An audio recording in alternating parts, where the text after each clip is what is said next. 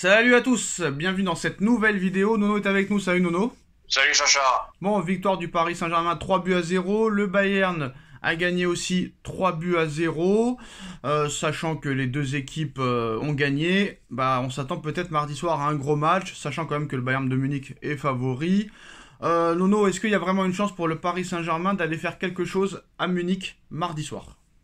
C'est jouable, mais il faudra jouer autrement que ce qu'on a vu hier. Il faudra être à 150%, et puis il faudra faire attention, surtout ne pas subir trop d'occasions comme on a subi encore hier. Alors le PSG est aux portes de l'élimination, même pas en barrage à l'heure actuelle. D'autres équipes et plus grandes que le PSG, excusez-moi de le dire, comme le Real Madrid, le FC Barcelone, le Bayern de Munich aussi, Nono, sont en danger. Déjà 2 défaites pour le Real. Si le Real perd à Liverpool, Nono, ce qui est quand même fort probable avec la forme actuelle des merengues et le nombre de blessés cumulés dans l'effectif, alors que Liverpool est en tête de Première Ligue. D'ailleurs, Nono, les spécialistes disent que pour l'instant, le mec qui serait en tête au Ballon d'Or serait Mohamed Salah à l'heure actuelle. Peut-être qu'on est passé à côté du début de saison exceptionnel de monsieur Mohamed Salah, même si Rafinha ainsi que Vinicius ainsi que Haaland font aussi des gros débuts de saison. Mais Nono, apparemment, il y a des frictions encore une fois au Real Madrid, et entre deux joueurs dont on ne s'attendait pas. Des révélations ont eu lieu aujourd'hui par rapport au match du Real Madrid au Celta Vigo il y a quelques semaines. Alors, c'était il y a 3 semaines après la première trêve internationale. Ils avaient gagné 2-1 au Celta Vigo lors de la 10e journée de Liga. Et en pleine tempête médiatique, on parlait que de Mbappé, par rapport à l'affaire du VIOL, présumé avec la meuf là, et nanani, l'équipe de France, et nanana. Et apparemment, après l'égalisation du Celta Vigo, Vinicius a donné la victoire après aussi, sur une passe de Luka Modric, un Brésilien qui fait parler de lui pour une autre action au cours de cette rencontre, en fin de première période, alors que le Real Madrid menait 1-0. Juste avant son Ballon d'Or, ça passait avant la cérémonie du Ballon d'Or. Peut-être que Vinicius pensait qu'il allait avoir le Ballon d'Or quelques jours avant. A préféré la jouer solo en tentant sa chance côté gauche plutôt que de servir Jude Bellingham démarqué dans l'axe. Un manque de lucidité qui a passablement agacé Jude Bellingham sur le moment. Auteur d'un geste d'humeur envers Vinicius qui n'est pas passé inaperçu. Malheureusement, ça sort qu'aujourd'hui. Pourquoi pas il y a 3 semaines. Alors, y aurait-il de la tension dans l'air entre les deux stars madrilènes, entre Vinicius et Bellingham? Interrogé à ce sujet après le match, Carlo Ancelotti a aussitôt tenté d'éteindre la polémique. Y a-t-il des tensions entre Vini et Jude? Je n'ai pas vu la scène, mais si ça s'est vraiment passé, ça veut dire que Jude Bellingham a des cojones, du caractère, et c'est bien, a déclaré l'entraîneur italien en conférence de presse. Mais tout est tranquille après le match, ils parlaient ensemble, ils riaient, ils n'ont pas de problème. C'est sûr que l'entraîneur va pas dire oui, il y a des problèmes, ils vont se fracasser dessus.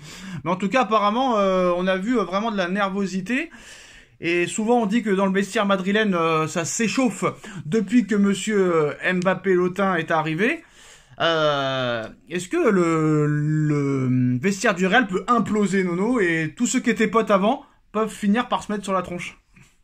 Peut-être pas jusqu'à là, mais trop de pseudo-stars au Real Madrid. Ils ont tous un ego démesuré. Donc tu fais pas la passe, le mec il fait la tronche. Ça s'est passé aussi avec Mbappé.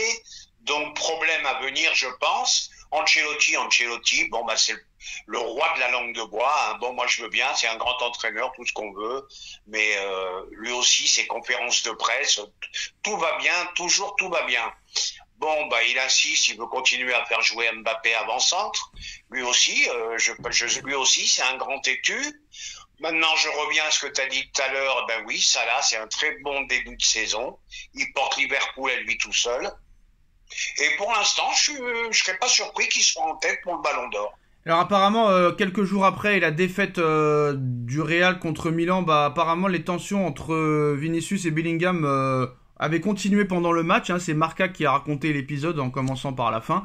À un quart d'heure du terme du temps réglementaire, Bellingham a été remplacé par Carlo Ancelotti, visiblement très énervé. Il a envoyé un gros coup de pied dans une bouteille. L'explication de cette colère viendrait en partie d'un moment Dans la première période, alors que la partie avait débuté depuis 20 minutes, le Real Madrid a obtenu un penalty après une faute subie par Vinicius. Le Brésilien a alors pris le ballon pour se faire justice lui-même, suivi de près par Bellingham, qui voulait aussi tirer le penalty.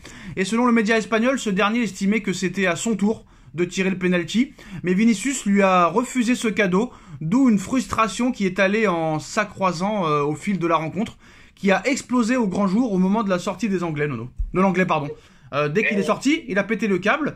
Et au Real, les pénaltys sont généralement répartis entre Vinicius, Mbappé jusqu'à présent.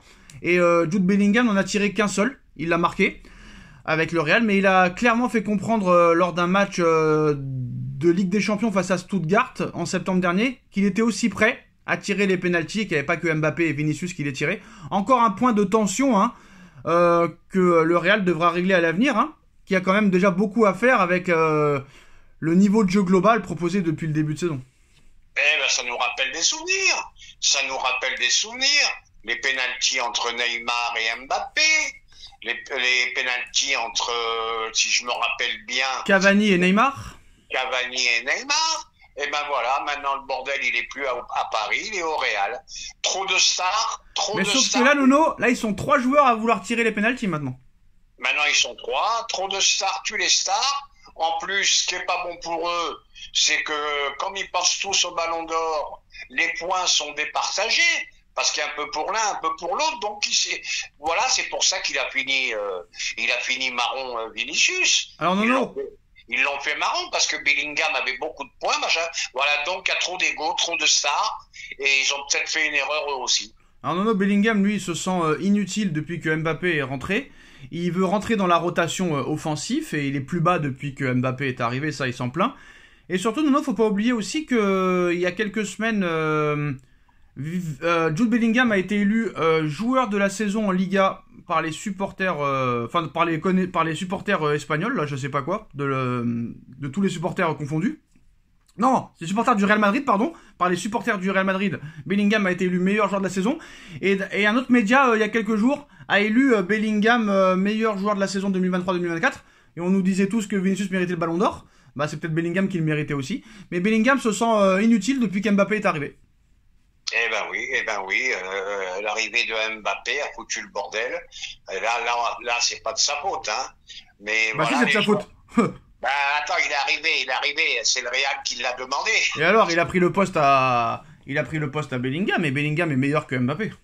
Alors Bellingham, il a qu'à s'adresser à Ancelotti, point final, Voilà, parce que aussi, un jour c'est blanc, un jour c'est noir, quel bonheur de venir de jouer avec Mbappé, et 15 jours après, ils se plaignent. Mais les mecs, ils savent pas ce qu'ils veulent, ils ont un ego démesuré, ils veulent être les meilleurs tous, et c'est impossible. Voilà, ouais, c'est des hypocrites, il faut avoir sa fierté. Non, toi, t'as ta fierté, toi. Ah, il faut avoir sa fierté, il faut avoir son ego. Moi, j'ai ma fierté, frère. Non, c'est mort. Bon, bah voilà, les postos, c'est la fin de cette vidéo. Dites-nous en commentaire, on like, on partage, on commente, on s'abonne. Et on se retrouve pour le débrief de Leganés contre le Real vers les 20h15. Tchuss. Tchuss.